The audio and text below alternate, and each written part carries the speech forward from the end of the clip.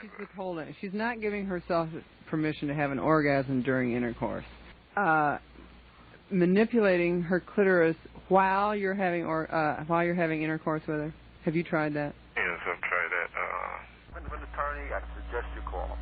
Oh, we talk to him all the time, you know, but... Okay, so tell him to give you a key. I'm not. And if you touch my door, I'll get you arrested. Okay, well, we'll just find other ways of getting in and out of the place, you know? You do anything. Listen, climb over the roof, go in the windows. I don't care. Oh, great. So if I find any of you in the hallway in the building, you know, Paul check with you, I'm going to have you arrested. My men have orders to the police will laugh. Detain you until I can get a cop. Yeah, the police will laugh. You like... Oh, that's okay. I've been laughed at before. Wouldn't be the first time. So I guess you must enjoy being laughed at, then. Yes, I do. I love it. Okay, well, that's how you spend your time. Right. Be my guest. Bye-bye. Bye-bye. Hello, is this Mark Simone? Yeah, what do you want to ask? Mark Simone, you made a statement on the air that the Come Fly With Me was on Autumn in New York was not recorded with the bass band. No? Who? No, you misunderstood the question. He asked if Sinatra recorded Autumn in New York with a bassy band. Oh, I heard you say that it was... I know, and you heard incorrectly. Oh, I'm sorry. Well, don't let it happen again. It's a capital record. Yeah, with Billy May. I know, Billy May, but that had nothing to do with what we were talking about before. Okay. Thanks for calling. W. Hi, Mark. I need a suggestion from you. I've got some videotapes. I got a 59 TV show with Crosby and Sinatra. And what's the suggestion you need? And I got the 80 Carnegie Hall. But what's the suggestion? I'd like to meet some other people that have video cassettes. And well, there are people that deal in this stuff. Well, I want to trade, with people that don't have it. Well, I've got the 65. I'll tell you, write me a letter, and I'll send you some addresses of people you can contact. Okay. There are the Sinatra dealers and collectors all over the country and all over the world that trade this stuff. Right. And I'll put you in touch with some of them. Yeah, this month. 65530. Vancouver, Washington for Phil Donahue. Go ahead, please. Yeah, Mr. Lamb, why do you have this man on your program? Are you going to have maybe a second-rate talk show host on? This man is nothing. Why not have him on? Why do you intend to have any other talk show person on? Well, we've had a lot of people involved in the media, a lot of people covering the White House. I'm very disappointed, sir. You have a question for Mr. Donahue? Oh, thank you. Can I ask him a question? Sure, go ahead if you'll answer. No, he's gone. What's your reaction to a call like that? Well, I obviously have said something he didn't like, and I just think it's too bad that he's not able to verbalize what bothers him. I do it all the time. It's very American. And he should. I wish he would take advantage of the opportunity. Maybe he has a point. Knoxville, Tennessee. Go ahead, please. Brian, my comments will go kind of along with the magazine article, and I will try to say what I have to say real fast. Please don't cut me off. Mr. Donahue, I really appreciate this opportunity to speak to you. Since your show is syndicated, the average American can't call your show. It is my opinion, and the opinion of my family, that you are a liberal way out in left field who fawns all over the likes of Shirley MacLaine and Jane Fonda, Vladimir Posner, and their ilk, and you use your radical views to promote every deviant lifestyle as acceptable. I have seen you marching and attending the gay rights events, also the ERA feminists. You take advantage of every occasion to trash religion, traditional family values, President Reagan from the beginning to the present. Caller, do you have a question for Mr. Donahue? From homes where they believe that premarital and extramarital sex are wrong, have the same rights as the atheists. Certainly. They have the right to be in a classroom where their morals are not downgraded and harassed and ridiculed and where it's pretended that they're some obsolete generation. Furthermore, let me point out, Pat, that the schools are teaching that something is wrong. They are teaching that it's wrong to have a baby, and that any type of sex is okay so long as it doesn't produce a baby. There is no constitutional difference between teaching that it's wrong to have a baby and teaching that it's wrong to engage in premarital sex. Well, I know as a young man, I'm grandfather now, but I wasn't always one, and as a 17, 16-year-old, the maximum sex urge is running through a young boy, and you give him pictures of frontal nudity, you give him pictures of couples copulating, and that's what they've got here, plus homosexual and lesbian relationships with pictures and the whole thing. That is going to, you know, just send his juices coursing through him, and he's going to be out looking for sex partners as fast as he can. I mean, that stimulates sexual activity. Of course it does. And let me tell you, in addition to that, what it does to the girls. It absolutely shreds the girls of their natural modesty, which is nature's defense that helps her to keep her health and her virginity. And the whole idea of discussing all these sexual acts and behavior and devices in the classroom and then saying anything's okay that makes you feel comfortable and that doesn't produce a baby is just so horrendous. It's just so wrong. And makes no difference whether the school establishment tells you it's okay, or Dr. Koop tells you it's okay, or even the majority of parents say they want it. I maintain that the child who comes from a good home has got the right to be in the classroom and not to have to put up with this type of embarrassing, degrading, humiliating, ridiculing discussion about behavior that he believes is morally wrong. You know, we have... And would you please explain about those 50 ways? She said, why don't we simply meditate tonight? And I believe that in the morning you'll begin to see the light. Then I did Zazen and I realized she probably was right. There must be 50 ways to get enlightened. 50 ways to get enlightened. Just get into Zen, Ben. Start counting your breath, Ben. Practice each day, hey. Just get yourself free. Learn to let go, Joe. Empty your head, fresh. Forget the self-doubt and get yourself free. God bless you. There is victory in Jesus.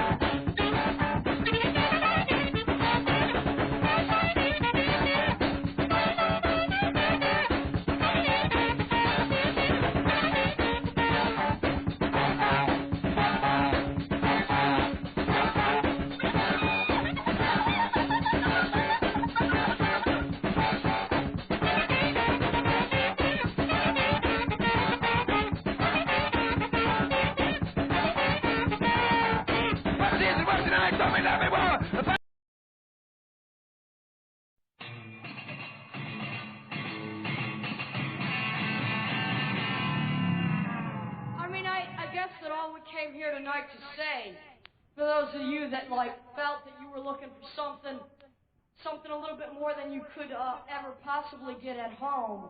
I mean, I guess that what we came here for, was to give you a little bit something that you couldn't get at home.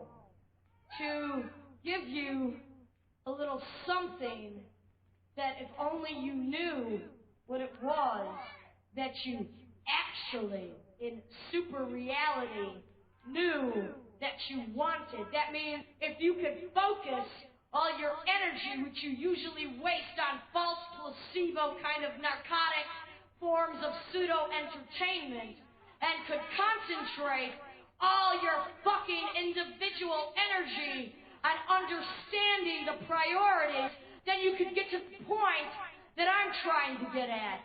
That you could get to the point that I'm at now, which means...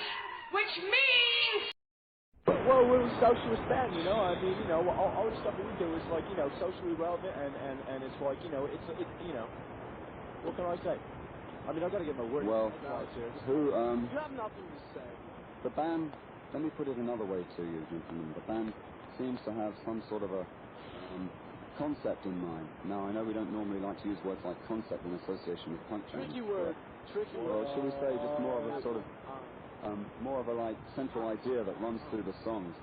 Is that intentional, or?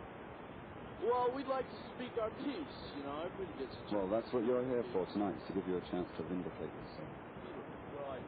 Well, we're just, like I said before, you know, we're just sick of, you know, all these stupid, supposed new wave bands, you know, they run around and talk about milk, let me say one thing. Stupid subjects like I don't see that there's anything wrong with new wave. Excuse me, may I say one thing? Go ahead. Milk, basically, the only reason you're playing in this band is because you don't have a diploma. You get a steady Well, after all, I thought it was traditional for punk bands not to be particularly well educated. Hey, you can't get a diploma and you can't get a steady job. That's Scott. So what? I'm sorry, Scott, but I would like to talk about the band specifically. I've got a few subjects that I'd like to cover before... I'll call you on. I told you before. I'll call you on. Malcolm. Okay, guys, please. I mean, just try and get it together.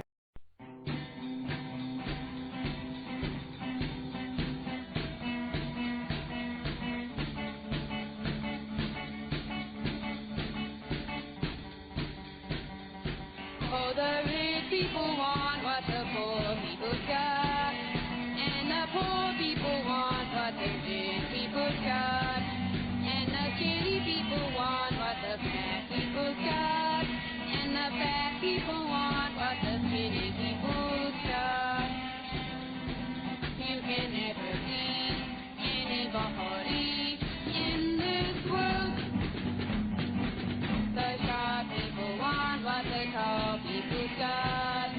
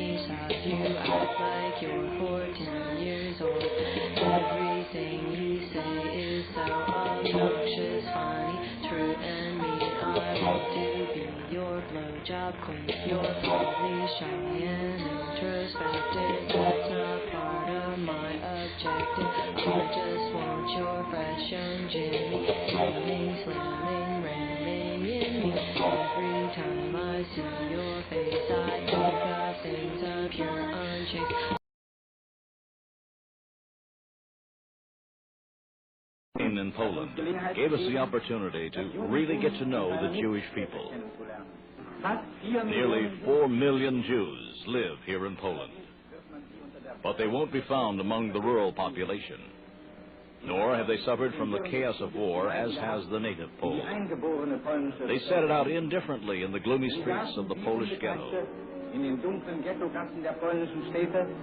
Yet within an hour after the German occupation, they were back in business. We Germans had a look at the Polish ghetto 25 years ago. This time our eyes are sharpened by our experience in the last few decades. Unlike in 1914, we no longer see just the most grotesque and comical of these questionable ghetto figures. This time we recognize that there's a plague here. A plague that threatens the health of the Aryan peoples. Richard Wagner once said, "The Jew is the demon behind the corruption of mankind." And these pictures prove it. Jewish home life reveals remarkable lack of creative ability to civilize.